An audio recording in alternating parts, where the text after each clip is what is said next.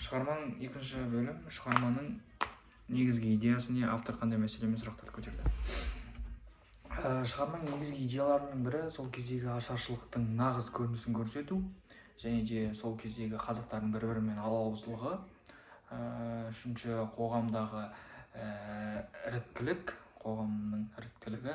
Және төртінші, жазықсыздарды, білімділерді, қазақтың зиялы қауым жоғарғыға өрге өрлетпеу. Және де Қаныш Сәтбаевтың қаншама жылғы еңбегінің еленбеуі, академиктің көз жасы деп нақты айтылған. Автордың сұрақтары, көтерілген мәселелерді біріншіден айтып өткенде ашаршылық. Ашаршылық туралы бірінші бөлімде айта кеттім. Бізде екінші бөлімде көтерілген мәселелер Қаныш Сәтбаевтың Жезқазған кенін өз еңбегімен ашып шығуы, және де ол сол кезде өзінің КСР ғылымдар академиясының басшыларына дейін барып, мысалға Фелисата Васильевич солармен өзінің жаңағындай белгілі бір мықты академиктерден сауалнама алып отырып, сөйтіп Жезқазған кенінде бәленбай жылға жететін мыс өндіруге болады деп сол Мәскеуге барып жүріп, Жезқазған комбинаты мыс сол Қазақстанға ақша бөлгізіп, темір жол салғызып, сол жерге негізінен орыстар ол шөл далада темір жол салдырып, су тартқызып, қаражат бөліп, оған үлкен көлемді қаражат кететіндіктен ол Жезқазған комбинатын қазірге қоя тұру деген ұстанымда тұрды. Бірақ соны былай басқа үрдіске аударып, Қаныш Сәтбаевтың қаншама еңбегі, қаншама білімділігі, қаншама зеректігі арқылы үлкен кеңестерде де сөз сөйлеп, сол сөз сөйлеген кезде де қазақтың жерін мақтап, қазақтың қандай ұлт екенін, қандай мемлекет екенін ел бәріне паш ете білген академик болатын. Сөйтіп ол түрлі марапаттарға жетеді Қаныш Сәтбаев. Қаныш Сәтбаевтың сол кездегі жеткен марапаттарының бірі КСРО лауреатын алады. Солай үлкен лауреаттар болады. 1930 солай лауреат. Солай 1940 жылы Қазақ ССР-ның 20 жылдығына орай Ленин орденімен марапатталады. 1941 жылы КСРО ғылым академиясының қазақ филиалының басшысы болып сайланады. Сөйтіп геология институтының директоры, және де сол жылдары бір емес 2-3 университеттің директоры, және КСРО ғылым академиясының толық мүшесі, яғни академик болып сайланған.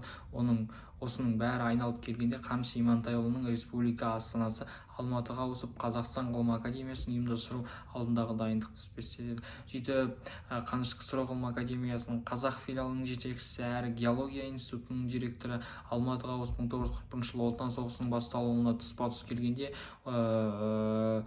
Қаныш Алланың берген абыройы шығар, бұл екі міндетте өз орайын тауып, ойдағыдай орындалды. Сөйтіп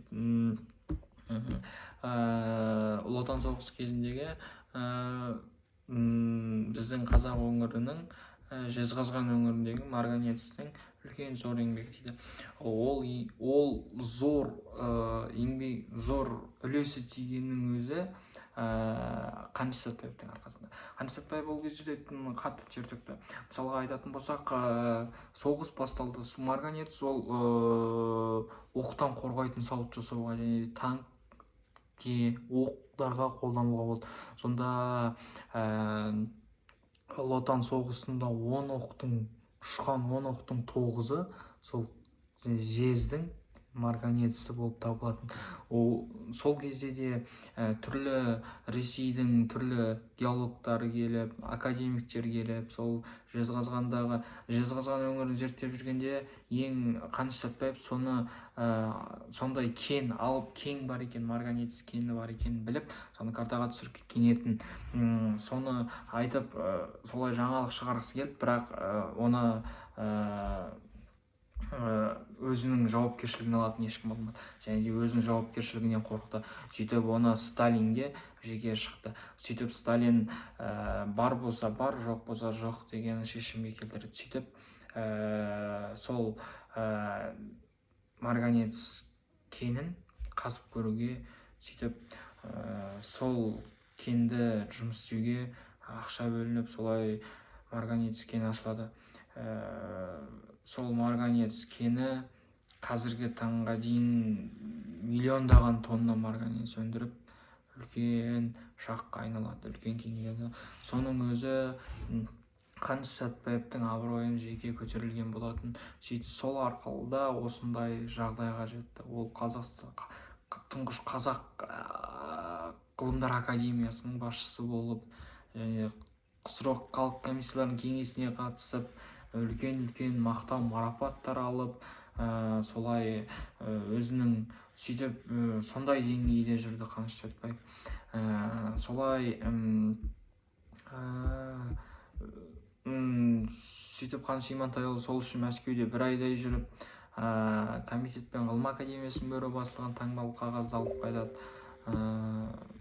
Сөйтіп КСРО жоғарғы кеңесінің депутаты болып сайланса, 1946 жылы КСРО ғылым академиясының толық мүшелігіне өтті. Қаныш Сәтпаевқа дейін бірде-бір шығыс адамы бүйтіп деңгейге жетпеген болатын, КСРО жоғарғы кеңесінің депутатына дейін.